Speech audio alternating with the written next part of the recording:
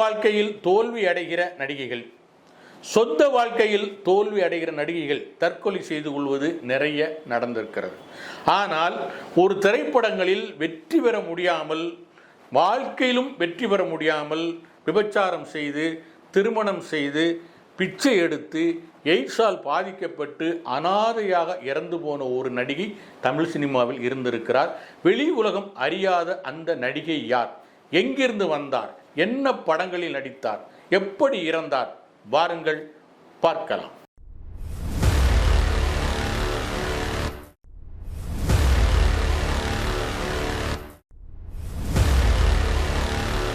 ஒலிபெருக்கி நேயர்கள் அனைவருக்கும் அன்பு வணக்கம். அதாவது எல்லா துறைகளிலுமே ஒரு மனிதன் போட்டி போட்டு ஜெயிக்க நினைக்கிறான். ஆனால் அவனுக்கு ஜெயிக்க முடியாத ஒரு சூழ்நிலை வரும்போது, அல்லது அந்த துறையில் உச்சத்தை தொட முடியாத சூழ்நிலை வரும்போது எந்த உயரம் கிடைக்கிறதோ அந்த உயரத்தோடே தன்னுடைய வாழ்க்கையை முடித்துக் கொள்கிறார். அதுதான் இயல்பு. ஆனால் சினிமா என்பது இதிலிருந்து கொஞ்சம் முற்றிலும் மாறுபட்ட ஒன்று.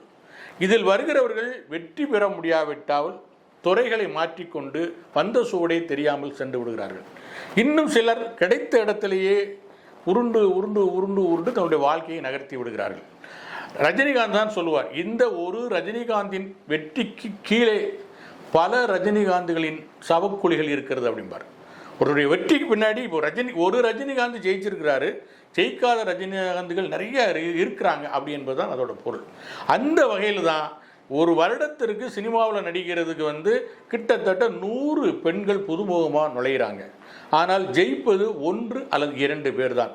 மீதி 98 பேர் எங்கே செல்கிறார்கள் என்பது கேள்விக்குறியான ஒரு விஷயம். இப்போ இந்த நிகழ்ச்சியில் நம்ம நடிகைகளை பற்றி பார்க்க போகிறோம். ஏகப்பட்ட புதுமுகங்கள் நடிக்க வர்றாங்க. சிலர் ஜெயிக்கிறாங்க, பலர் தோக்குறாங்க. அப்படி ஜெயித்தவங்களே சில பேர் என்ன பண்ணுறாங்கன்னா சொந்த வாழ்க்கையில் தோத்துடுறாங்க. சினிமாவில் ஜெயிச்சுக்கிட்டே வர்றாங்க, சொந்த வாழ்க்கையில் தோற்று தற்கொலை பண்ணிக்கிறாங்க. இதுக்கு நம்ம நிறைய உதாரணங்கள் பார்த்துருவோம். செல்ஃப் சுமிதா, படாபட் செயலட்சுமி, ஷோபா, விஜி, இவங்கெல்லாம் பார்த்தீங்கன்னா சினிமாவில் நல்லா சாதித்தவங்க தான். ஆனால் சொந்த வாழ்க்கையில் எங்கேயோ தடுமாறி நின்று அதை தாங்கிக் கொள்ள முடியாமல் தற்கொலை செய்து கொண்டவர்கள். இதில் பற்றி நிறைய பார்த்துருக்கோம். தற்கொலைகள் இப்படி தான் நடந்திருக்கிறது. சொந்த வாழ்க்கையினுடைய தோல்விகளால் தான் தற்கொலைகள், நடிகைகளுடைய தற்கொலைகள் அதிகம் நடந்திருக்கு. ஆனால் இப்போ நம்ம இந்த நிகழ்ச்சியில் பேச போகிற நிஷா நூர் அப்படிங்கிறவனோட நடிகை இதுலேருந்து கொஞ்சம் முற்றிலும் மாறுபட்ட ஒரு விஷயம். ஏன்னா இவங்க சொந்த வாழ்க்கையில் தோல்வி அடைந்தவங்க தான், சினிமாவிலும் தோல்வி அடைந்தவங்க தான். ஆனால் தற்கொலை செய்யவில்லை. இப்போ நாகப்பட்டினம் மாவட்டத்தில் இருக்கிற நாகூர் அப்படிங்கிற ஊர் எல்லாருக்குமே தெரியும். அங்கே ஒரு பெரிய தர்கா இருக்குது. ஆனால் அதன் மூலம் ஒரு பாப்புலரான ஊர் அந்த ஊரை சேர்ந்த பாரம்பரியமான ஒரு இஸ்லாமிய குடும்பத்தை சேர்ந்தவர் தான் நிஷா நூர். சின்ன பிள்ளையிலே பார்க்கறதுக்கு சிவப்பாக நல்லா அழகாக இருப்பாங்க. அதனால் அந்த ஊருக்கே, அந்த தெருவுக்கே ஒரு செல்ல பிள்ளை மாதிரி அவங்க வளர்ந்துக்கிட்டு வர்றாங்க. அவங்களுக்கு எல்லாருமே நீ அந்த நடிகை மாதிரி இருக்கிற, இந்த நடிகை மாதிரி இருக்கிற, பார்க்குறவங்க சொல்லுவாங்கல்ல, பாப்பா நீ அவங்க மாதிரி இருக்கிற, இவங்க மாதிரி இருக்கிற, ஸ்ரீதேவி மாதிரி இருக்கிற, ஸ்ரீபிரியா மாதிரி இருக்கிறன்னு சொல்லி அதை சுற்றி உள்ளவர்கள் அதை அந்த குழந்தைய மோட்டிவேட் பண்ணுறாங்க. அதோடு சேர்ந்து அவங்க அம்மாவையும் உன் பிள்ளை இவ்வளோ அழகாக இருக்குது, இது எதுக்கு இந்த ஊரில் கடந்து கஷ்டப்படணும், ஏன் இந்த ஊரில் சிரமப்பட, நீ நாட்டுக்கு சென்னைக்கு போனீங்கன்னா உன் மகளை பெரிய நடிகை ஆக்கிடலாம்னு அவங்க அம்மாவையும் கன்வின்ஸ் பண்ணுது இந்த சமூகம் சுற்றி இருக்கிறவங்க. உடனே இந்த அம்மாவுக்கு என்ன வருது, நம்ம மகளை சென்னை கூட்டிகிட்டு போய் பெரிய நடிகையாக்குன்னு நினைக்கிறாங்க. கிட்டத்தட்ட ஒரு 14-15 வயசில் அந்த முடிவு அந்த அம்மா எடுக்கிறாங்க. இதனால் என்ன ஆகுதுன்னா கணவன் மனைவிக்குள்ளே தகராறு வருது. கணவன் வேண்டாம், சினிமா நடிகை ஆக வேண்டாம், நம்ம ஒரு பாரம்பரிய இஸ்லாமிய குடும்பத்தை சேர்ந்தவங்க, நமக்கு சினிமா செட் ஆகாதுன்னு அவர் சொல்கிறாரு. 2 பேருக்கும் இடையில் மோதல் வருது. மோதல் வந்தோடனே இந்த மோதலே 2 பேருக்கும் பிரிவுக்கும் காரணமாகுது. கணவர் விட்டுட்டு போயிடுறாரு.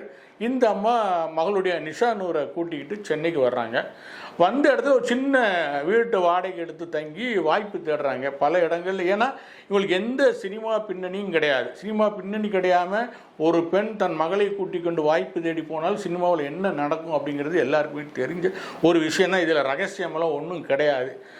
அது மாதிரி இவங்க நிறைய வாய்ப்பு தேடுறாங்க. எங்கேயுமே வாய்ப்பு அதிகமாக கிடைக்கல.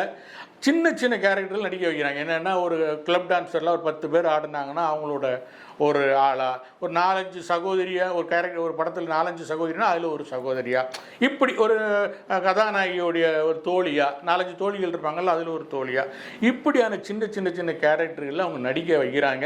அந்த கேரக்டர் ஓரளவுக்கு போது அதன் மூலம் வருகிற ஒரு சின்ன வருமானம் அவங்களுடைய வாழ்க்கையில் சர்வைவலுக்கு போதுமானதாக இருக்குது.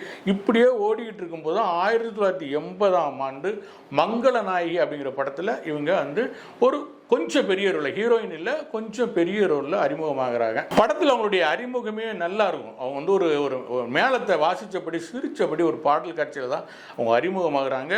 அந்த படத்தையும் ஒரு முக்கியமான கேரக்டர், அதாவது வந்து ஒரு காதலிக்கும் இடையில ஒரு இடையூறை ஏற்படுத்துறதுக்காக சும்மா ஒரு புதிய காதலி மாதிரி நாயகியை ஏமாத்துற மாதிரியான ஒரு கேரக்டர் தான் அவங்க நடிக்கிறாங்க. அப்புறம் மங்கள நாயகி அப்படிங்கிற ஒரு படத்தில் நடிக்கிறாங்க. அதுக்கப்புறம் இளமை கோலம் அப்படின்னு ஒரு படத்தில் நடிக்கிறாங்க. ரஜினிகாந்த் நடித்த ஸ்ரீ ராகவேந்திரா படத்துலேயும் ஒரு சிறிய கேரக்டர் நடிக்கிறாங்க. இதற்கு அப்புறம், அதாவது வந்து அவள் சுமங்கலிக்கு பிறகு அவங்க பெரிய கேரக்டர் நடித்ததுன்னா அது வந்து கல்யாண அகதிகள் படத்தில் தான் அவங்க கொஞ்சம் பெரிய கேரக்டர் நடிக்கிறாங்க. அவங்க வந்து ராதிகாவோட நெருக்கமான ஒரு தோழியாக அந்த படத்தில் நடிச்சிருக்காங்க. கொஞ்சம் காமெடியாகவும் கொஞ்சம் கிளாமராகவும் அந்த கேரக்டரில் அவங்க நடிச்சிருந்தாங்க. இப்படி அப்பப்போ வருகிற சின்ன சின்ன சின்ன சின்ன கேரக்டர்கள் நடித்தாங்க. கடைசியாக வந்து 1992ஆம் ஆண்டு வெளிவந்த அவள் ஒரு வசந்தம் அப்படிங்கிற படம் தான் அவங்க கடைசியாக நடித்த படம். கிட்டத்தட்ட 80ல் அறிமுகமாகி 92 வரைக்கும் கடைசியில் 12 வருடங்கள் தான் அவங்க படங்கள் நடிச்சிருக்காங்க. கிட்டத்தட்ட ஒரு 10-15 படங்களுக்கு உள்ளதான் அவங்க நடிச்சிருக்காங்க. அது மெயின் கேரக்டர் வந்து மங்களநாயகியும் அவள் சுமங்கலியும் படம் தான் வந்து ஒரு முக்கியமான மெயின் கேரக்டரில் நடித்தாங்க. அதற்கு இந்த 12 வருட வாழ்க்கையில் அவங்க பட்ட போராட்டங்கள் வந்து வெளி உலகம் அதிகம் தெரியாதது காரணம் என்னன்னா, இவங்க படத்தில் இவங்க வந்து சினிமாவில் அறிமுகமாகும் காலகட்டங்களில் என்ன ஆகுதுன்னா, நமக்கு வந்து வாய்ப்பு கிடைக்காதோ, சினிமாவில் ஜெயிக்க முடியாமல் நம்ம திரும்ப ஊருக்கு போகிற மாதிரி ஆயிருமோ, அப்படி ஊருக்கு போனால் அவமானங்களால் நம்ம வாழ முடியாது அப்படிங்கிறதுனால வாய்ப்பு கிடைக்காத பட்சத்தில் சமரசங்களுக்கு உட்பட ஆரம்பிக்கிறாங்க. அட்ஜஸ்ட்மெண்ட்டுன்னு சொல்கிறாங்கல்ல சினிமாவில், அந்த அட்ஜஸ்ட்மெண்ட்டுக்கு உடன்பட ஆரம்பிக்கிறாங்க. அப்போது ஒரு கட்டத்தில் என்ன ஆகுதுன்னா, அட்ஜஸ்ட்மெண்ட் நடிகை அப்படிங்கிற பேர் உருவாகுது. இந்த நடிகை புக் பண்ணால் அவங்க அட்ஜஸ்ட்மெண்ட்டுக்கு ஓகே சொல்லிவிடுவாங்க அப்படிங்கிற மாதிரியான ஒரு விஷயம் வந்து சினிமாவில் பரவ ஆரம்பிக்குது.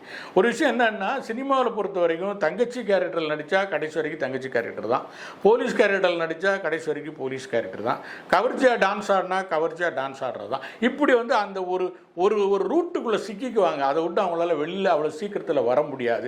பெரும்பாலான நடிகைகளுக்கு அதுதான் இருந்திருக்கு. அதே மாதிரி இந்த நடிகை வந்து அட்ஜஸ்ட்மெண்ட்டுக்கு ஒத்துக்கிற நடிகைன்னு வெளியில் பரவிருச்சுன்னா அவங்க கடைசி வரைக்கும் அட்ஜஸ்ட்மெண்ட் நடிகையாகவே இருப்பாங்க. அப்படி தான் நிஷா நூரோட வாழ்க்கை அமைஞ்சு போகுது. ஒரு வறுமையின் காரணமாக, சர்வைவல் பிரச்சனை காரணமாக கொஞ்சம் அவங்க தடுமாறும் போது அந்த தடுமாற்றமே அவங்களுடைய வாழ்க்கையை வந்து புதகுடியில் தள்ளிடுது. அதுக்கு மிக முக்கிய காரணம் அவங்க அம்மா தான் வந்து எப்படியாவது அதை அட்ஜஸ்ட்மெண்ட்டு பரவாயில்ல, எப்படியாச்சும் நம்ம ஜெயிக்கணும் அப்படின்னு மகளையே கொண்டு அட்ஜஸ்ட்மெண்ட்டுக்குள்ளே தள்ளி தான் அந்த அம்மா வந்து அவங்கள சினிமாவில் அங்கங்கே சின்ன சின்ன சின்ன கேரக்டர்களில் நடிக்க வச்சாங்க. இதுக்கெல்லாம் அவங்க அம்மா ஒரு கல்யாணம் பண்ணிக்கிட்டாங்க. இங்கே வந்து சென்னைக்கு வந்த இடத்துல அந்த வாழ்க்கையும் அவங்களுக்கு சரியாக அமையல. மகளுக்கு ஒரு தயாரிப்பாளரை கல்யாணம் பண்ணி வச்சாங்க, அந்த வாழ்க்கையும் சரியாக வரல. ஸோ குடும்ப வாழ்க்கையும் சரியாக அமையலை, சினிமா வாழ்க்கையும் சரியாக அமையலை. ஸோ இந்த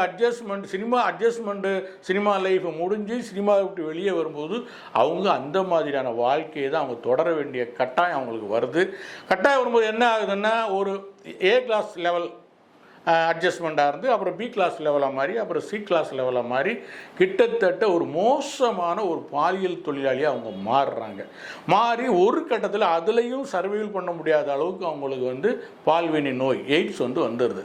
ஸோ என்ன பண்ணுறாங்க, சரி இனிமேல் நம்ம வாழ்க்கையே இல்லை, என்ன பண்ணுறது, நம்ம சொந்த ஊருக்கே போவோம் அப்படின்னு சொல்லிட்டு இதெல்லாம் அவங்க அம்மா இங்கே சென்னையில் இறந்துடுறாங்க.